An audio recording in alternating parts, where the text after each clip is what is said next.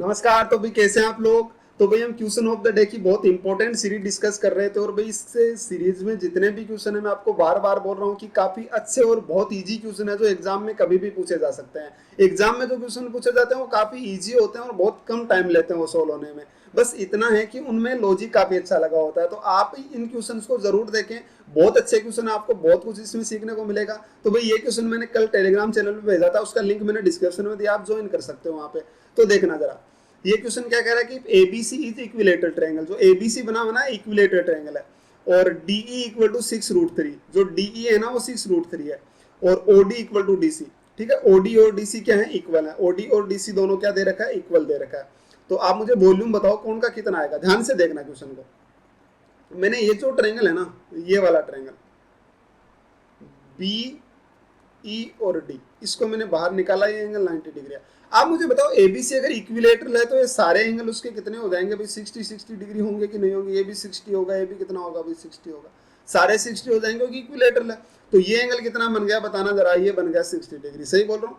अब ये 90 है, 60 है, तो ये कितना हो गया 30। तो आपको पता है भाई 30/90, तो रेशियो क्या होता है 30 के सामने 1, और ये कितना बनता है √3, और ये कितना होता है 2। ये जब ट्रायंगल बनते हैं ना राइट एंगल 30-60 रेशियो होता है। एक ये भी आप ध्यान में रखना, काफी इंपॉर्टेंट है ये भी। जैसे मान लीजिए कोई ट्रायंगल बनाओ, ये ट्रायंगल काफी काम आता है भाई। जैसे मान लीजिए कहीं पे आपने ये लिखा हुआ 37 आपको दिख जाए, 37 यानी ये कितना हो जाएगा भाई, सीधा 53 हो जाएगा। तो 37-53 आपने 3-4-5 तो पढ़ा ही होगा। तो ये 3-4-5 जो रेशियो होता है ना वो इस ट्रायंगल का होता है। 37-53 इस ट्रायंगल का रेशियो कितना होता है, 3-4-5 होता है। इस बात का ध्यान रखना, बड़ा इंपॉर्टेंट है भाई। इस पे तो स्टार लगा लो आप। ये आगे एग्जाम में कभी भी आ सकता है भाई, इस पे तो आप स्टार लगा लेना। ठीक है, काफी अच्छा क्वेश्चन है कि 37 और 53 है ना, ये ट्रायंगल होता है। इसमें 3-4-5 जो साइड का रेशियो बनता है। तो देखना ये 60 कितना बन गया। अब देखो डी √3 नहीं दे रखा, कितना दे रखा है 6√3, तो 1 के बराबर कितना आ जाएगा 6, यानी डी कितना होगा 6, और ये कितना होगा भाई 6 × √12। मतलब कि जो बी डी है ना यहाँ से यहाँ तक, ये कितना हो गया भाई, ये 12 हो गया। अब आप ध्यान देना इस क्वेश्चन पे, आपको क्या बोला है कि ओडी इक्वल टू डीसी है, यानी ओडी और डीसी इक्वल है। मतलब अगर ये 1 है तो ये भी कितना 1 है, और भाई ये ओ तो सेंटर है, ये 1-1, तो बताओ ये पूरा कितना बन जाएगा 2। सही बोलने लग रहा हूँ, ये 2 बन जाएगा। अरे यहाँ से यहाँ तक ये तो रेडियस है ना, ये और ये तो बराबर होगी दोनों। तो ये 1-1 है तो ये कितना बन जाएगा 2। लेकिन आपको बी डी जो दे रखा है वो कितना दिया हुआ भाई यहाँ पे, 2 और 1 का रेशियो यानी टोटल दे रखा 3 के इक्वल टू कितना आया 12, तो 1 के इक्वल टू कितना बनेगा भाई 4। तो मुझे बताना है इसकी रेडियस जो बनेगी वो कितनी बन जाएगी, 4 × 2 यानी कितना बनेगा 8। बनेगा कि नहीं बनेगा बोलो बताओ। इसकी रेडियस इतनी बन गई। अब आपका क्वेश्चन खत्म हो गया। ध्यान से देखना क्वेश्चन को। मेरे पास इसकी रेडियस कितनी आ गई भी, रेडियस आ गई 4। मैंने इसके वर्टेक्स को मिला दिया भाई यहाँ से। जैसे मैं वर्टेक्स को मिलाता हूँ तो अब ध्यान से देखना, आप वर्टेक्स से इसके सेंटर को मिला देता हूँ तो भाई ये 90 डिग्री का एंगल बनाएगा। अब एक ट्रायंगल बना आपके पास, ये कौन सा भाई, ये वाला बी ए और ओ, बी ए ओ, जिसमें ये 90 डिग्री है, कितना भाई 60। अब आपको इस बात का पता है कि 60 के सामने कितना बनता है रेशियो √3, और ये कितना होता है 2, और ये कितना होता है 1। सही है, 30 के सामने 1। तो ये बीओ जो दे रखा है आपको, बीओ आपने कितना निकाला अभी 8 निकाला, तो बीओ 1 के इक्वल टू 8 है। तो बताओ ये एओ कितना हो जाएगा, √3 × 8 होगा कि नहीं होगा बोलो एओ। अब आपको इसका वॉल्यूम पूछा था तो मुझे बताना कौन का वॉल्यूम क्या होता है। वॉल्यूम होता है 1/3 × पाई × r²। तो क्या होता है भाई आर, यहाँ पे आर तो ये रेडियस है ना इसकी, ये सर्कल की रेडियस, तो आर कितना दे रखा आपको 8 है।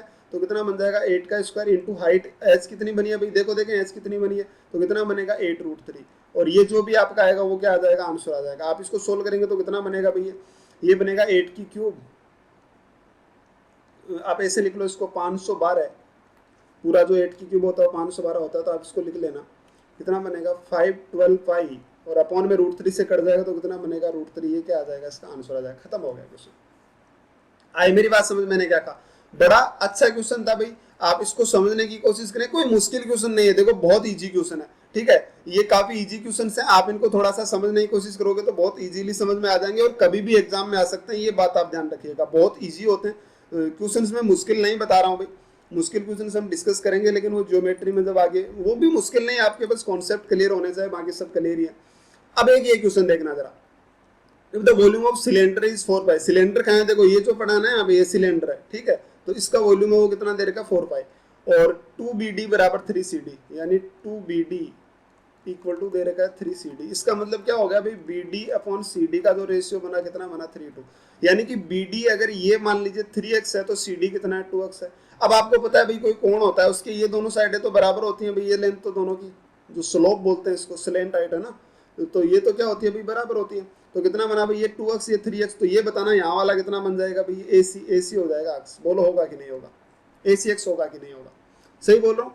अब कह रहा है कि यहाँ से सिलेंडर पड़ा हुआ है, ये इसका सेंटर है, क्वेश्चन में लिखा नहीं, लेकिन आपको समझना चाहिए इतना सा कि सेंटर है, ठीक है। क्वेश्चन में लिखा होगा जब एग्जाम में आएगा, ओ मान लीजिए इस पॉइंट को कि ओ इसका सेंटर है। अब ध्यान से आप कोशिश करना क्वेश्चन को समझने की। आप मुझे बताओ सेंटर है तो ये क्या बन गई भी, इसकी हाइट बन गई, यानी ये यहाँ से कितनी देर की 4, इसमें लिखा भी है कि कोण की रेडियस है वो 4 है, तो ये भी कितनी हो जाएगी 4। अब इसका वॉल्यूम कितना होता है सिलेंडर का, होता है पाई इंटू आर स्क्वायर, यानी इसकी आर हमें पता नहीं है कितनी है, इसकी आर जो है वो यहाँ से कहीं होगी तो हमें पता नहीं है कितनी है, तो आप कह देंगे कि पाई इंटू आर स्क्वायर और इंटू हाइट कितनी है इसकी एच, तो ये वॉल्यूम होता है pi r, base area into height, तो कितना होगा पाई आर। एच कहाँ से निकाली आपने, एच देखो ये रही। अरे आप इस वॉल्यूम इसको सिलेंडर को जब खड़ा करेंगे तो ऐसे तो होगा ना, ठीक है। तो जब आप इसको खड़ा करेंगे तो हाइट 4 हो जाएगी भाई, और ये यहाँ से रेडियस हो जाएगी स्क्वायर मान लीजिए, तो यही मैंने किया, ठीक है। तो ये बन गया सिलेंडर आपका, और ये क्या होगा इसकी हाइट, तो इसकी हाइट कितनी है, एच है दे रखी है, वॉल्यूम क्या होता है pi into r square h, और वो कितना दे रखा है भाई 4 पाई, सही बोलने लग रहा हूँ। तो ये इससे खत्म हो गया, पाई से पाई और 4 से 4 चला गया, आर स्क्वायर इक्वल टू 1, यानी आर की वैल्यू कितनी आ गई 1। मतलब इस सिलेंडर की रेडियस कितनी है आप तो इतना बता दो, तो आप क्या कहेंगे इसकी रेडियस 1 है, तो बताओ यहाँ से यहाँ तक की पूरी हाइट कितनी हो जाएगी, 1 और 1 कितनी हो जाएगी 2, क्योंकि ये तो 2 रेडियस थी, सही बोलने लग रहा हूँ भाई, ये 2 हो गई। अब क्वेश्चन आपका खत्म हो गया। देखो कैसे, आप मुझे छोटी सी बात बताना, आपके पास ये ट्रायंगल बना हुआ है यहाँ पर, ध्यान से देखो, ये ट्रायंगल बना हुआ है, ये यहाँ पे 90 डिग्री है, ये तो 90 होगा ना, ठीक है। और ये कितना बना भाई AC, ये एक लाइन जा रही है यहाँ पे C, और ये आप कुछ भी मान लो इसको, जो भी है मैंने नहीं पता, जो भी आपको मन करे मान लेना है, 2 हो गया। अब मुझे एक बात बताओ भाई, ये सिलेंडर है तो ये जो लाइन है ना, ये लाइन ये इसके पैरेलल है कि नहीं है, इतना सा बता दो भाई। अगर ये सिलेंडर है तो क्या कहेंगे हम, ये नॉर्मली हम इसको रेगुलर सिलेंडर ही मानते हैं, इसमें लिखा नहीं है, लेकिन जब एग्जाम में आएगा तो उसमें रेगुलर सिलेंडर लिखा होगा, अगर नहीं भी लिखा है ना तो आपको रेगुलर ही मानना है, क्योंकि सिलेंडर और तरीके के भी हो सकते हैं, ठीक है। तो इस बात का ध्यान रखना, आप रेगुलर ही मानना। तो ये दोनों क्या हो गई भाई, पैरेलल हो गई, ये वाली लाइन और ये वाली दोनों पैरेलल हो गई।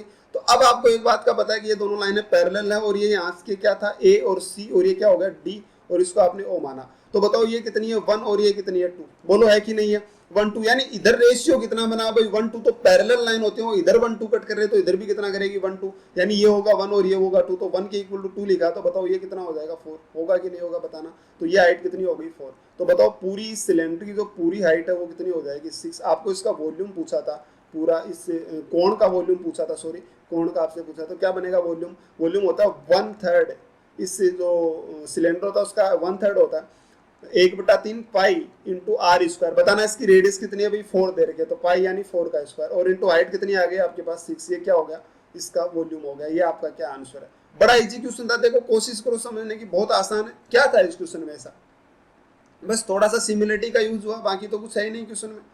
तो ये वो क्वेश्चन हैं जो बहुत ईजी होते हैं और एग्जाम में कभी भी पूछ सकता है, ठीक है, ये वो ईजी क्वेश्चन हैं। तो आप इन क्वेश्चन को समझने की कोशिश किया करें भाई, काफी ईजी क्वेश्चन होते हैं, ठीक है। बस इसमें एक सिमिलरिटी का लगा था कि इधर 1 और इधर 2 है, तो ये रेशियो 1 2 बनेगा, यानी यहाँ भी कितना आएगा 1 2 आएगा, तो आप इसका आंसर आराम से बता देंगे, खत्म हो गया क्वेश्चन। आ रहे हैं मेरी बातें समझ में। तो भाई ये आज के क्वेश्चन थे। तो अब अगली क्लास के लिए आप क्वेश्चन देखना भाई, ये जो है आपके सामने, ये अगली क्लास के लिए आपके पास क्वेश्चन हैं, ये देखो भाई, काफी अच्छे क्वेश्चन आपके पास है। एक तो ये क्वेश्चन आपके पास और एक ये क्वेश्चन है, ठीक है, 2 क्वेश्चन आपके पास हैं, ये आप अगली क्लास में सोल्व करना। काफी अच्छे क्वेश्चन हैं और इजी भी बहुत है। देखो क्वेश्चन मुश्किल नहीं है, मैं आपको ये बात बार बार बोलने की कोशिश कर रहा हूँ कि मैं जो भी क्वेश्चन बता रहा हूँ वो मुश्किल नहीं है, बहुत इजी क्वेश्चन है, ठीक है। तो इनको ट्राई करो, आप कोशिश करो सोल्व करने की, ठीक है। तो भैया चलिए मिलते हैं अगली क्लास में, आज के लिए इतना ही। और अगर आपको क्लास अच्छी लगे तो चैनल को सब्सक्राइब जरूर करना, और आपका कोई भी डाउट हो तो आप टेलीग्राम ग्रुप में शेयर कर सकते हैं, उसका लिंक मैंने डिस्क्रिप्शन में दिया, और आप क्वेश्चंस और PDF में देता रहता हूं, तो उसके लिए आप मेरे टेलीग्राम चैनल को ज्वाइन कर लें, लिंक डिस्क्रिप्शन में आपको मिल जाएगा। चलिए भाई, थैंक यू।